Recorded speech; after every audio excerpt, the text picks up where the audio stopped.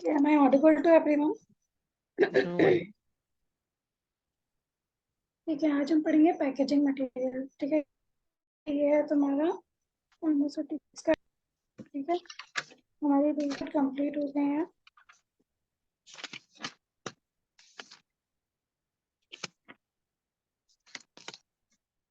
एक सेकंड बताती हूँ।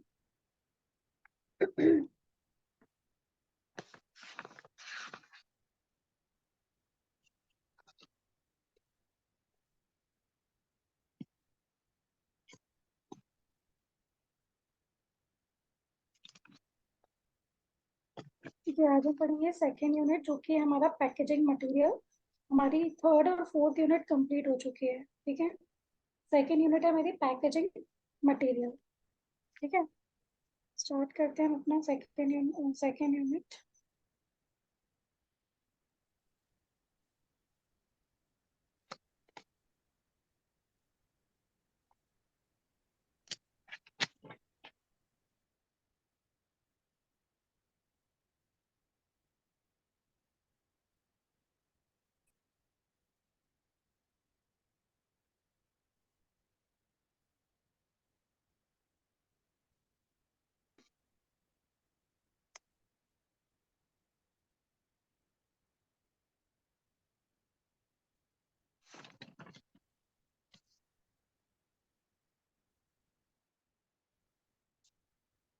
ठीक है, पैकेजिंग मटेरियल्स। ठीक है, पैकेजिंग मटेरियल्स क्या है भाई? मीनूल क्या है, नाम से ही पता चल रहा है। पैकेजिंग मटेरियल्स क्या होते हैं? जितनी भी फार्मास्यूटिकल प्रिपरेशन हम अपने फार्मास्यूटिकल इंडस्ट्रीज में बनाते हैं, ठीक है, उनका मेन रोल क्या होता है भाई? बना तो लिए हैं, लेकिन बनाने के बाद उसकी पैकेजिंग की हमें रिक्वायरमेंट होगी। तो अब जो पैकेजिंग की रिक्वायरमेंट होगी, हम उसे कैसे फुलफिल करेंगे? तो हमारे लिए कुछ पैकेजिंग मटेरियल्स अवेलेबल होते हैं। ठीक है ना? पैकेजिंग मतलब एक ऐसी साइंस और टेक्नोलॉजी है जो कि क्या करती है, जो भी प्रोडक्ट तुमने बनाया है उसको प्रॉपरली इंक्लोज करेगी, ताकि आपका जो डिस्ट्रीब्यूशन हो, स्टोरेज है, सेल है, उसका यूज है, वो कन्वीनियंट हो जाए और आपका प्रोडक्ट बिना किसी प्रॉब्लम्स को फेस करे बगैर आपके डेस्टिनेशन तक पहुंच जाए और उसका जो मेन पर्पस है वो सॉल्व हो जाए। ठीक है, जनरली अब हम इसमें क्या क्या देखते हैं? पहले तो हम देखेंगे पैकेजिंग में प्रोसेस ऑफ डिजाइन। भाई प्रोसेस कैसे होती है? जो भी डिजाइनिंग हम चूज करते हैं उसके पीछे कोई ना कोई मोटो होता है। बिना किसी मोटिव के हम कुछ भी पैकेजिंग बना करके नहीं दे सकते। उसका हम एवेल्युएशन करेंगे। ठीक है, उसके बाद हमें जो भी प्रोडक्ट्स, उसके बाद जो पैकेजेस हमारे बनेंगे उसका हमें प्रोडक्शन देखना है। मेन चीज़ ये है कि जो भी चीज़ आप बना रहे हो, तो उसके लिए आप जो भी मटेरियल सिलेक्ट करोगे वो भी आपको बहुत सोच समझ के करना होगा। बनाने के बाद आपको उसका एवेल्यूएशन करना होगा। क्योंकि क्या होता है कि कई बार जो प्रोडक्ट हम अगर बिना सोचे समझे कोई भी प्रोडक्ट पैकेजिंग के लिए अगर यूज करेंगे, तो ऐसा ना हो कि कोई भी मेरा जो भी ड्रग फॉर्मुलेशन मैंने बनाया है वो मेरे पैकेजिंग मटेरियल के साथ मिलकर के कोई भी एक रिएक्शन कर ले, जिसकी वजह से मेरा जो प्रोडक्ट था वो चेंज हो जाए, या उसमें कोई ना कोई डिटोरिएशन हो जाए, कंटामिनेशन हो जाए, जिसकी वजह से हमें कोई और नई प्रॉब्लम्स फेस करनी पड़ सकती हैं। ठीक है, तो यहाँ पे हम क्या कर रहे हैं? फंक्शंस। फंक्शंस क्या है भैया? प्रोडक्ट की पैकेजिंग क्यों करनी है? मेन फंक्शंस क्या है? Product identification. ठीक है, अब देखो, तुमको अगर मैं बोलूँ कि तुमको मैंने दे दी है किस चीज की, कई बार जो पढ़े लिखे नहीं होते हैं ना, बेचारे अनपढ़ लोग होते हैं, लेकिन उनको भी क्या होता है, विक्स की डिब्बी और झंडू बाम की डिब्बी में अंतर पता होता है। ये भी एक तरीके से फार्मास्यूटिकल एप्लीकेशंस है, फार्मास्यूटिकल प्रोडक्ट्स हैं, जो कि टॉपिकल एप्लीकेशंस के लिए यूज होते हैं। अगर किसी अनपढ़ इंसान को भी बोलोगे ना कि ये विक्स की डिब्बी है, तो वो बोलेगा कि हाँ ये विक्स की डिब्बी है। वैसलीन की डिब्बी है तो दैट मीन्स वैसलीन की है। तो हमारे प्रोडक्ट को क्या करते हैं? एक आइडेंटिफिकेशन प्रोवाइड करते हैं। जैसे कि हमारा जो डस्टबिन है, उसकी जो पैकेजिंग होती है, स्ट्रिप पैकेजिंग जो होती है उसकी, वो अलग से डिफाइन हो जाती है, जिसकी ब्लू कलर की बॉर्डर आती है उसके ऊपर। तो हम ये देख के बता सकते हैं कि ये वाली जो पन्नी है, ये मेरी किस चीज की है? डिस्प्ले की है। ठीक है, दूसरा, प्रोडक्ट को प्रोटेक्शन प्रोवाइड कराएगा। ट्रांसपोर्टेशन के थ्रू लीकेज होगा, ना ही कोई स्पॉलेज होगा, ना ही कोई ब्रेकेज होगा, और आसानी से आपका जो प्रोडक्ट है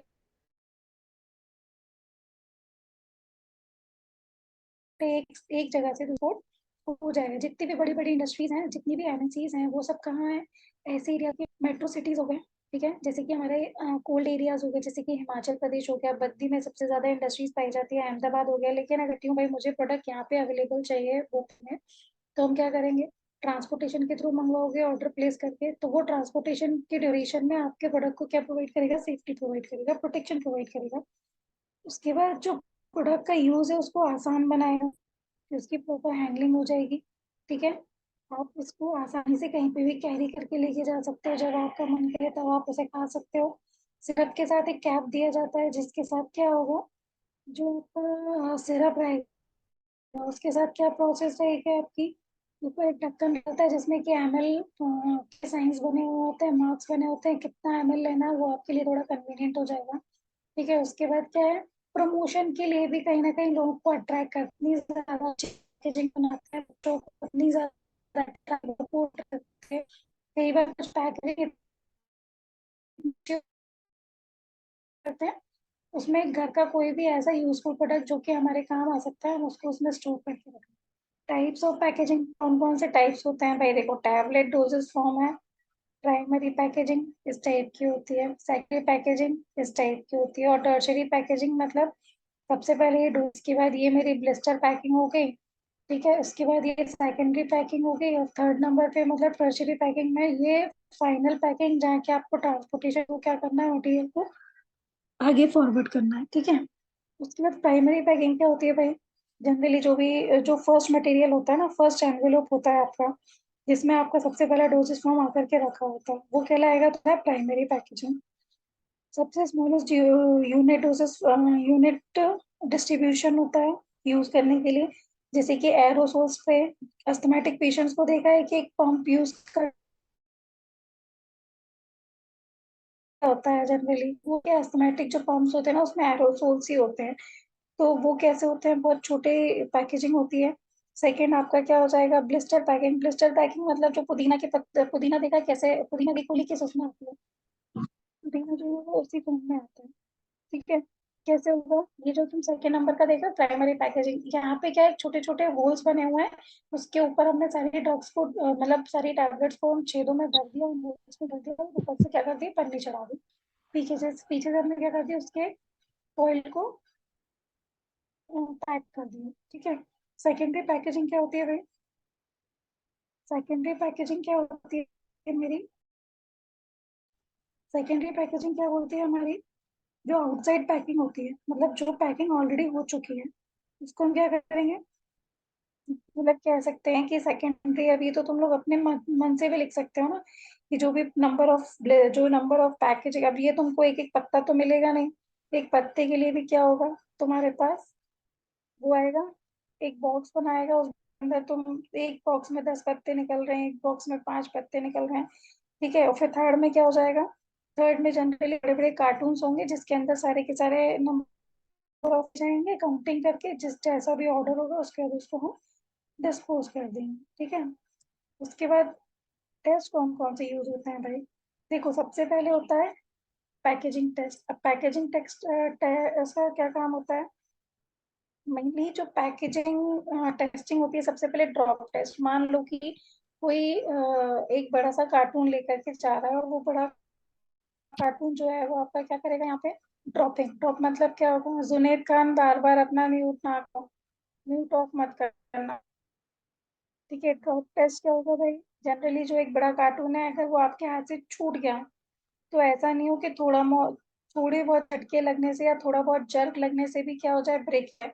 तो जनरली हम क्या करते हैं, पैकेजिंग मटेरियल को इस हिसाब से डिजाइन करते हैं ताकि अगर कार्टून हाथ से छूट भी जाए या गिर भी जाए बाय मिस्टेक, तो एकदम से बहुत ज्यादा नुकसान नहीं होना चाहिए। ठीक है। सेकंड क्या है, वाइब्रेशन टेस्ट। अब ट्रांसपोर्टेशन में क्या होता है, बहुत सारे ब्रेकर्स आते हैं, रास्ता खराब भी मिलता है, अच्छा भी मिलता है, तो उस कंडीशन में वाइब्रेशंस फील होते हैं। उस वाइब्रेशन में ऐसा भी नहीं हो कि थोड़ी बहुत वाइब्रेशन में मेरा प्रोडक्ट क्या हो जाए, टूट जाए। तो जनरली जो पैकेजिंग है वो ऐसी होनी चाहिए कि अगर वाइब्रेशन होता भी है तो एक क्राइटेरिया के वाइब्रेशन को वो झेल सके। हाँ, एकदम अर्थक्वेक आ गया और उसके बाद हम बोले कि अरे वाइब्रेशन हो रहा है लेकिन प्रोडक्ट खराब नहीं होना चाहिए, तो ऐसा पॉसिबल नहीं है। हमें नॉर्मल कंडीशंस में जो भी वाइब्रेशंस फील होते हैं उनको कंट्रोल किया जा सकता है, जिससे हम, दूसरा क्या है, शॉक टेस्ट।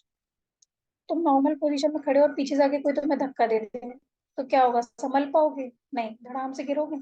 तो जनरली यहाँ पे क्या होता है, इस टाइप के जो शॉक टेस्ट होते हैं ना, ट्रांसपोर्टेशन के थ्रू जो भी लगते हैं, हैंडलिंग के थ्रू जो भी लगते हैं, उनको किस तरीके से ये झेल लेता है और उसका ड्यूरेबिलिटी क्या होती है, उसकी एक लिमिट क्या होती है झेलने की, ठीक है।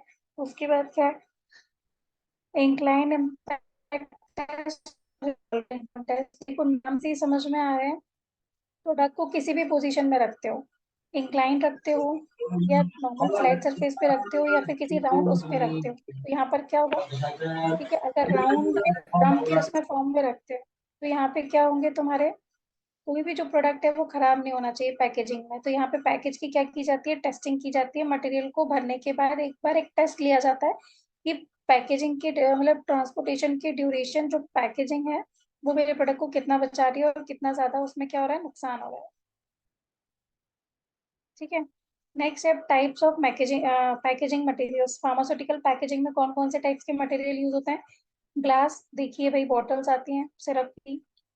प्लास्टिक देखिए, शुगर फ्री की डिब्बी देखिए, वो भी एक तरीके से मेडिकेटेड फॉर्म ही है, शुगर फ्री प्लास्टिक के बॉक्स में आ रही है।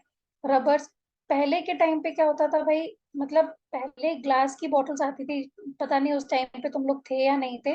पहले जो बॉटल्स चढ़ती थी ना वो ग्लास की चढ़ती थी और उसके ऊपर एक ब्लैक कलर की रबर लगी होती थी जिसमें से इंजेक्शन और सीरिंज वगैरह को क्या करते थे, इंसर्शन वगैरह करते थे, सैम्पलिंग लेते थे और इंजेक्ट कराते थे, ठीक है। तो कई बार हम यहाँ पे भी हम रबर्स का यूज करते हैं।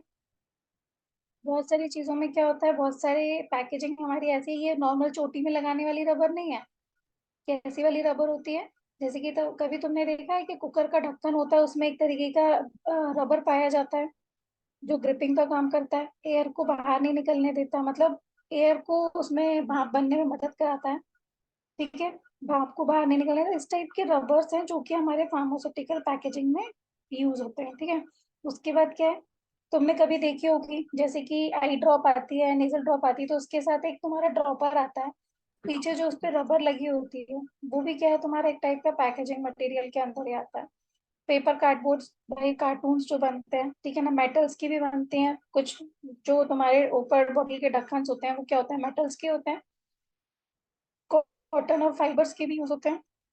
तो ये सब थे तुम्हारे पैकेजिंग मटेरियल। अब मैं बात करूं कि चॉइस ऑफ डिग्री, अब जो डिग्री मतलब किस हिसाब से हमें अपने मटेरियल को चूज करना है वो किस चीज पर डिपेंड करता है। सबसे पहले तो कितना किस लेवल का प्रोटेक्शन चाहिए। प्लास्टिक की बॉटल में प्रोटेक्शन की रिक्वायरमेंट थोड़ी कम होती है, लेकिन ग्लास के मटेरियल में प्रोटेक्शन की रिक्वायरमेंट थोड़ी सी बढ़ जाती है, ठीक है। उसके बाद हमारा जो डोजेस फॉर्म है वो हमारे प्रोडक्ट के साथ कंफर्टेबल है या नहीं है। कंफर्टेबल मतलब उसके साथ कोई रिएक्शन तो शो नहीं करते ना, उसमें कोई लीकेज तो नहीं हो रहा उस मटेरियल से, ऐसा नहीं हो कि मैंने लिक्विड यूज किया हुआ है, लिक्विड की बॉटल पे पेपर का यूज कर दिया, कार्डबोर्ड का यूज कर दिया, तो वो क्या हो गया, गल जाएगा। लेकिन हमें सुटेबल मटेरियल यूज करना है, किसके अकॉर्डिंग, डोजेस फॉर्म के अकॉर्डिंग। हमें ये देखना पड़ता है कि कस्टमर के कन्वीनियंस के हिसाब से जो भी हम डोजेस फॉर्म पैक कर रहे हैं उसका वेटेज कितना है। ऐसा नहीं है कि हमने 5 लीटर की बोतल पैक करके दे दी सिरप की और हो गया। अब बेचारा जो कस्टमर है, जो पेशेंट है, वो कैसे पिएगा, हर बार 5 लीटर की बोतल कैसे उठाएगा एक बीमार इंसान, और उसमें से 10 ml कैसे निकालेगा। इसलिए जो बोतल के साइज होते हैं, लेंथ वेट वगैरह होती है, उसको बहुत ध्यान में रखा जाता है उसके टाइम। फिलिंग मेथड, अब जो पैकेजिंग मटेरियल जैसे ट्यूब्स वगैरह होती हैं, क्रीम्स वगैरह होती हैं, इन सब की जो पैकेजिंग होती है ना, फिलिंग मटेरियल कौन सा है, फिलिंग मेथड कौन सी यूज कर रहे हैं हम, वो हमें ध्यान में रखनी होती है। स्टेरिलाइजेशन मेथड, स्टेरिलाइजेशन मेथड मतलब जितने भी माइक्रोब्स वगैरह हैं उन सबको फ्री करना है अगर मेरे उसमें से, मेरे प्रोडक्ट में से, तो हम क्या करेंगे, उस कंडीशन में भी हमें देखना पड़ेगा। ऐसा नहीं हो कि स्टेरिलाइजेशन तो गर्म पानी में सिरिंज डाल देते हैं तो भी हो जाता है, ग्लास को गर्म पानी में उबाल लेते हैं तो भी हो जाता है, लेकिन हम कार्टून को बॉक्स को, जो कार्डबोर्ड बॉक्स होते हैं, उनको तो नहीं उबाल सकते ना, वरना वो तो गल जाएंगे। तो हमें सिलेक्टिव ऐसी मेथड यूज करनी होगी स्टेरिलाइजेशन की जो कि मेरे कार्डबोर्ड पर भी चल जाए। तो हम जनरली गैसियस मेथड का यूज कर सकते हैं, ठीक है ना। अब नेक्स्ट बात करते हैं हम किसकी, application of the product. Product का एप्लीकेशन कहाँ पर है, किस हिसाब का है, टॉपिकली है, अलग अलग बॉडी पार्ट्स के लिए अलग अलग टाइप के मेथड्स डेवलप किए गए हैं ताकि जो ड्रग डिलीवरी है वो थोड़ी सी कन्वीनियंट हो जाए, ठीक है। उसके बाद हम बात करते हैं, ये सब तो क्या था, हमें चॉइस जो है ना पैकेजिंग की किस हिसाब से करनी है ये उस पर डिपेंड करता है, ठीक है। उसके बाद जो रेगुलेटरी लीगल इश्यूज आते हैं ना, उसके लिए भी हमें जो प्रोडक्ट होता है उसकी क्वालिटी को चेक करके उस चीज का क्या करना होता है, मटेरियल को चेक करना होता है कि हम किस टाइप का मटेरियल चेक करते हैं, उसके लिए भी कुछ लीगल अथॉरिटीज बनाई जाती हैं। ठीक है। नेक्स्ट क्या है मेरा, ग्लासेस। सबसे पहले हमने बात की किसकी, ग्लास की। अब भाई ग्लास जो है, देखो सबसे ज्यादा यूज किए जाने वाला मटेरियल होता है हमारा ग्लास। ठीक है। लेकिन जो ग्लास है उसकी जो पैकेजिंग होती है, उसमें मेन कंडीशन क्या आती है, देखो सबसे पहले बना काय का होता है, उसके अंदर होता क्या क्या है। जो ग्लास बना हुआ होता है ना, सोडा का बना होता है, सोडा ऐश, सैंड, लाइमस्टोन, कलट, ये सारी चीजें जो है ना जनरली यूज होती है ग्लास बनाने के प्रिपरेशन के अंदर। मतलब silicon, aluminium, sodium, potassium, calcium, magnesium, zinc, ठीक है ना, बेरियम, ये सब जनरली ऐसे केमिकल्स हैं जो कि ग्लास बनाते वक्त यूज किए जाते हैं। ठीक है। अब एडवांटेज क्या होता है, इजिली स्टेरलाइज हो जाता है। ग्लास की बोतल को अगर आप अपने पूरी पैक कर दिया और उसको अगर आप गर्म स्टेरलाइज वाटर में डाल देते हो, थोड़ी देर के लिए बॉईल करते हो, तो क्या हो जाता है, बॉटल को आप बाहर के बाहर निकाल लो, और ये तो पूरी तरह से सील पैक्ड है, तो अंदर तो जाएगा नहीं गर्म पानी, और बाहर से पूरी तरह से वो स्टेरलाइज आसानी से हो जाएंगे। ये नॉन रिएक्टिव होते हैं। ठीक है ना। इसमें हम बहुत अलग अलग तरीके के क्लोजर्स का यूज कर सकते हैं, कभी रबर के क्लोजर यूज कर सकते हैं, फाइबर के यूज कर सकते हैं, प्लास्टिक के, जैसे कांच की शीशी आती है सिरप की, उसके ऊपर प्लास्टिक का ढक्कन भी होता है, मेटल का ढक्कन भी होता है, फाइबर के एमएल वाले जो होते हैं ना, नापने वाले जो कप्स होते हैं, वो वाले ढक्कन भी लगे हुए होते हैं। ये ट्रांसपेरेंट होता है। ठीक है ना। उसके बाद क्या होता है, ये इसका जो प्रोटेक्शन होता है वो काफी अच्छा होता है। ठीक है।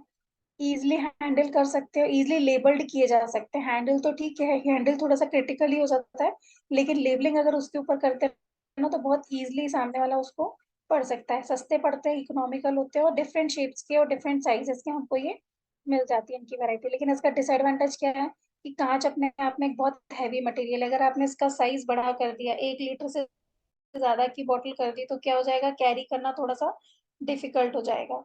उसके बाद फ्रेजाइल नेचर का होता है कि हल्की सी भी ठोकर लगी तो क्रैक हो सकता है, और थोड़ी ज्यादा तेज ठोकर लग गई तो टूट भी सकता है, और तुम्हारा पूरा ड्रग वेस्ट भी हो सकता है। ठीक है ना। मतलब जनरली ये क्या है, नॉर्मल वाली नॉर्मल पॉइंट्स हैं जो कि तुम आसानी से लिख सकते हो। ठीक है। अब टाइप्स ऑफ ग्लासेस, ग्लासेस के भी 4 टाइप होते हैं। ठीक है। पहला type, type 1, type 2, type 3, type 4, ये इस नाम से जाने जाते हैं। Type 1 glass, type 2 glass, type 3 glass, type 4 glass. ठीक है। टाइप 1 ग्लास क्या होते हैं, हाईली रेजिस्टेंट होते हैं, मतलब बोरोसिलिकेट ग्लास के बने होते हैं। कई बार हाथ से छूट भी जाए ना, तो एक बार वो जर्क को झेल सकता है। लेकिन अगर नॉर्मल हल्की क्वालिटी का ग्लास अगर मैंने यूज कर लिया ना, तो यहाँ पे क्या हो जाएगा, एक बार के गिरने में टूट भी सकता है। तो लेबोरेटरी में हम जितने भी ग्लास यूज करते हैं ना, वो बोरोसिलिकेट ग्लास यूज करते हैं। सेकेंड ग्लास जो होता है, जिसको हम किसके साथ ट्रीट करते हैं, सोडा लाइम ग्लास के साथ, मतलब सोडा लाइम के साथ ट्रीट किया जाता है, इसलिए हम सोडा लाइम ग्लास भी बोलते हैं। थर्ड वन क्या है, सेम भाई सोडा लाइम ग्लास ही होता है। फोर्थ वन क्या है, सोडा ग्लास, मतलब ये नॉन पेरेंट्रल के लिए यूज किया जाता है। पेरेंट्रल्स मतलब जो इंजेक्शंस में एक छोटे छोटे वायर्स आते हैं ना, डॉक्टर उनको तोड़ता है, वैसे करके फिर लगाता है, तो वायर्स बनते हैं ना पेरेंटल प्रिपरेशन के लिए। जितने भी डेक्सट्रोज सॉल्यूशंस आते हैं, ठीक है ना, और जितने भी इन्फ्यूजन बॉटल्स आते हैं, ये सब क्या है, डायरेक्टली ब्लड में जाने वाली चीजें हैं, तो ये पेरेंटल्स के अंदर आएंगी। पर यहाँ पे टाइप 4 में हम ये वाला टाइप 4 का ग्लास यूज नहीं करते। किसके लिए, पेरेंटल प्रिपरेशन के लिए। बोरोसिलिकेट के टाइप्स कौन कौन से होते हैं भाई, टाइप 1 क्या बोलता है, देखो जनरली, देखो हाईली रेजिस्टेंट ग्लास होता है। ठीक है। जो इसकी अल्कैलिनिटी होती है ना, जो अल्कलाइन नेचर होता है ना, उसको हम आसानी से रिमूव कर सकते हैं। क्या है, कैसे रिमूव कर सकते हैं, अगर हमने बोरिक एसिड का यूज किया है ना, तो वो क्या करेगा, उसको न्यूट्रलाइज कर देगा। जो भी पोटेशियम और सोडियम है ना, उसको क्या कर देगा, न्यूट्रल कर देगा, जिसकी वजह से जो उसका अल्कलाइन नेचर है वो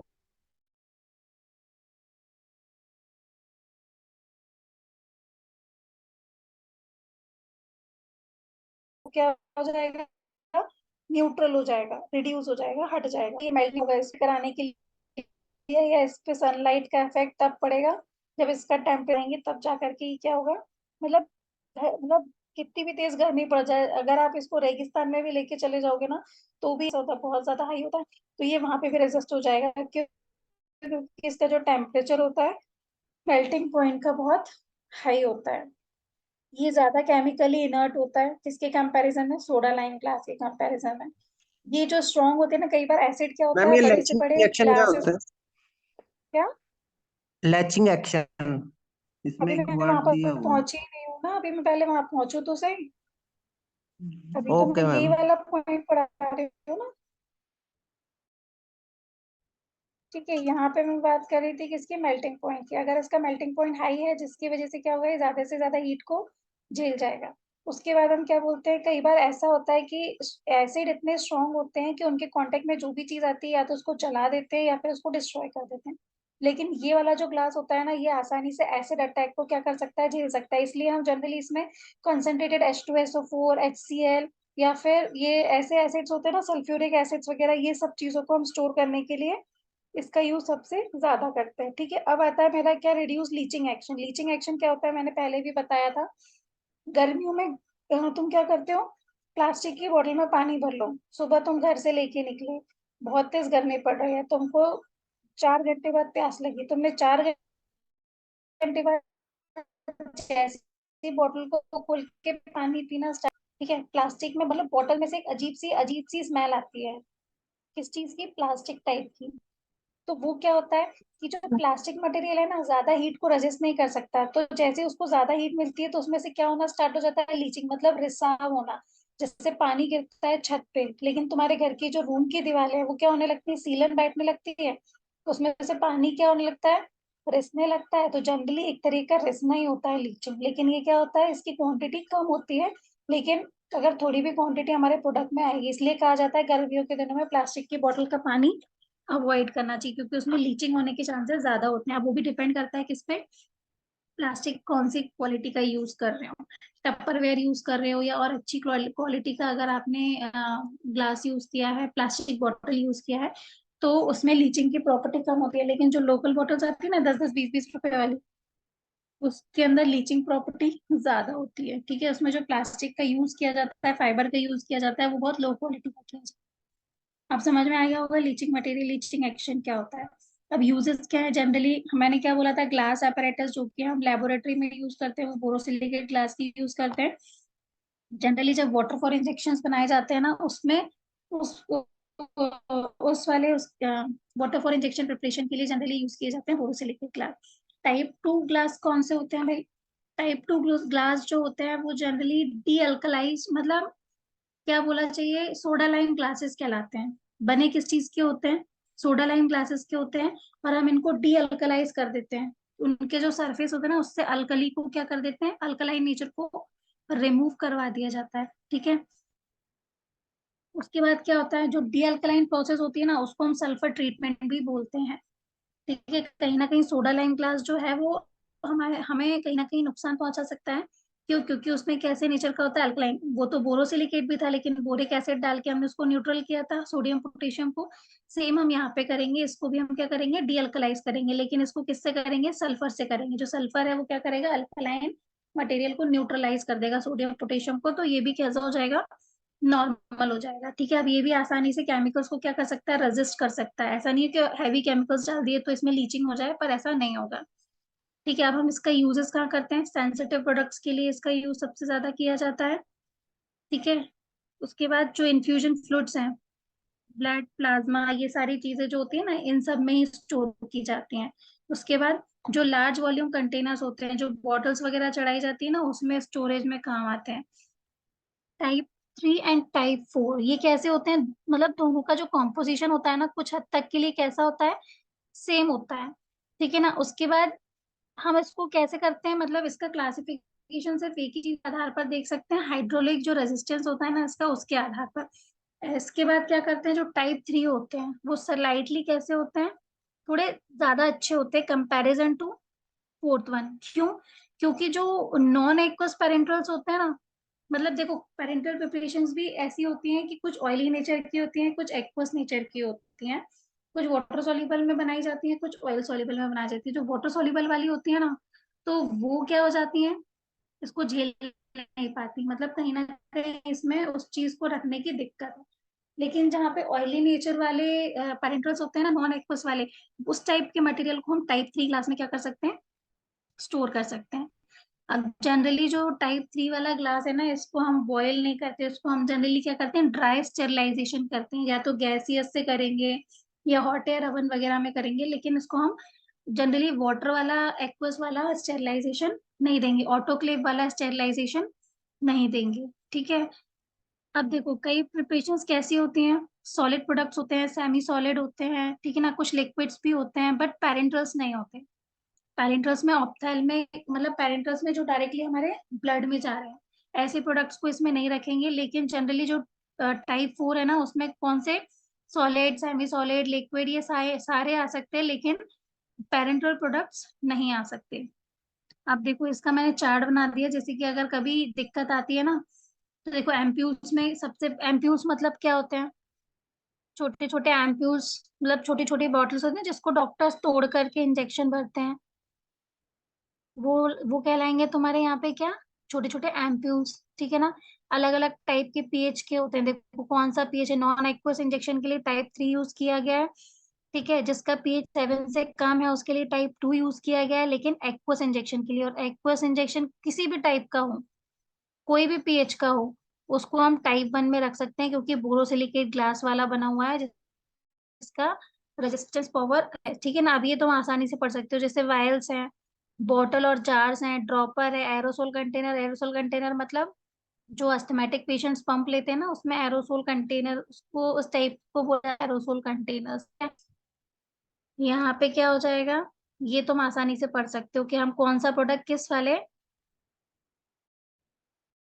ग्लास में, किस टाइप वाले ग्लास में रख सकते हैं। दूसरा मटेरियल आ जाता है मेरा प्लास्टिक। अब प्लास्टिक कंटेनर्स क्या होते हैं भैया, जनरली देखो ये नेचुरल भी हो सकते हैं, सिंथेटिक भी हो सकते हैं, दोनों तरीके के होते हैं। ठीक है ना। अब कई बार तो किस चीज के बने होते हैं, पॉलीमर्स के बने होते हैं, जिनका जो मॉलिक्यूलर वेट होता है ना बहुत हाई होता है, उनको हम क्या करते हैं, हीट और प्रेशर दे करके एक,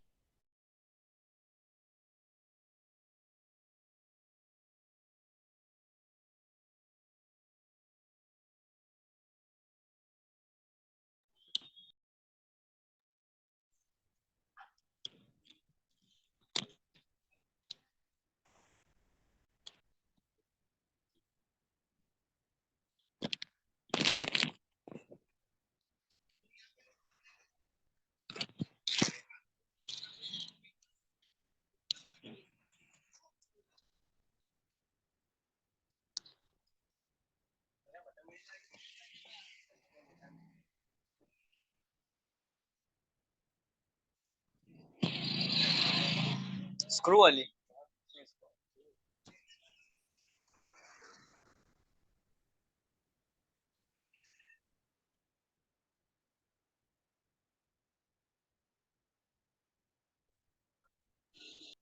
ठीक है, यहाँ पे मैंने क्या करा, अब प्लास्टिक के एडवांटेजेस मैंने क्या पढ़े, देखो सबसे पहले तो ट्रांसपोर्टेशन को इजी बनाता है, ग्लास से कम एक्सपेंसिव होता है, इसमें टूटने के चांसेस कम होते हैं, इसका वेट जो होता है वो ग्लास से कम होता है। ये थोड़ा सा कैसा होता है, फ्लेक्सिबल होता है as compared to glass, different variety और शेप्स में आ सकता है। ठीक है ना। और जो chemically inert, strong, rigid, safety use के लिए यूज किया जाता है, इसकी क्वालिटी, हाई क्वालिटी प्रोडक्ट्स के लिए, डिफरेंट डिफरेंट डिजाइन में। और जनरली क्या होता है, जब ट्रांसपोर्टेशन होता है, जो ब्रेकेज होता है ना, उसके लिए तो हाईली रेजिस्टेंट होता है, मतलब प्लास्टिक की बोतल गिर जाए, कितनी बार भी गिर जाए, बट इतनी आसानी से नहीं टूटेगी। डिसएडवांटेज क्या है भाई, अब देखो ये केमिकली इनर्ट होते हैं, मतलब they are not as chemically inert as type 1 ग्लास। अब देखो टाइप 1 ग्लास में हम किसी भी टाइप का मटेरियल को स्टोर कर सकते हैं, लेकिन इसमें नहीं कर सकते, इसमें लीचिंग की प्रॉब्लम हमको फेस करनी पड़ सकती है। देखो leaching from container to product. अब जो प्लास्टिक का कंटेनर जिस जिस चीजों से बना हुआ है ना,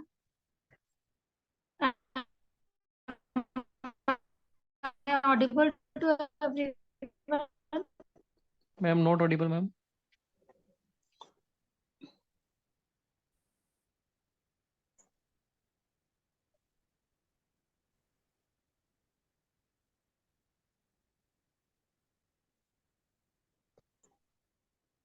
एम आई ऑडिबल? अभी आ रही है आवाज? अभी मेरी हाँ मैम आवाज आ रही क्लियर है है? मैम। हाँ अभी क्लियर आ है। रही मैम। Audible ma'am. ठीक है ना। यहाँ पे फिर क्या हो रहा है, लीचिंग की प्रॉब्लम हमको फेस करनी पड़ सकती है, किसमें, प्लास्टिक मटेरियल के साथ। ठीक है ना। और जितने भी इलेक्ट्रोस्टैटिक चार्ज वाले मटेरियल होते हैं ना, वो क्या कर सकते हैं, ये अट्रैक्ट कर सकते हैं पार्टिकल्स को, मतलब जो भी हमने मटेरियल भरा हुआ है ना, तो जिस प्लास्टिक जिस चीज की बनी हुई है, जिस जिस केमिकल्स, उससे हमें लीचिंग की प्रॉब्लम हो सकती है। जो पॉजिटिव चार्ज वाले प्रोडक्ट्स होते हैं ना, वो अपने तरफ अट्रैक्ट कर सकते हैं किसको, प्लास्टिक टाइप के मटेरियल को, तो हमें कहीं ना कहीं प्रॉब्लम फेस करनी पड़ सकती है। पहला देखो, दो टाइप की क्लासेस होती हैं, पहली होती है थर्मोप्लास्टिक और दूसरी होती है थर्मोसेटअप। थर्मोप्लास्टिक क्या होती है भाई, हीटिंग और कूलिंग टेम्परेचर को रेजिस्ट करने वाली चीजें जो होती है ना, यहाँ पे हम उसके साथ डील करेंगे। सबसे पहला क्या है, थर्मोप्लास्टिक। ये क्या होता है, मतलब किसी भी शेप रिसाइकिल में वाला। आएगी, स्टार्टिंग में हीट देंगे। क्या? मैम जिसको रिसाइकिल किया जा सके।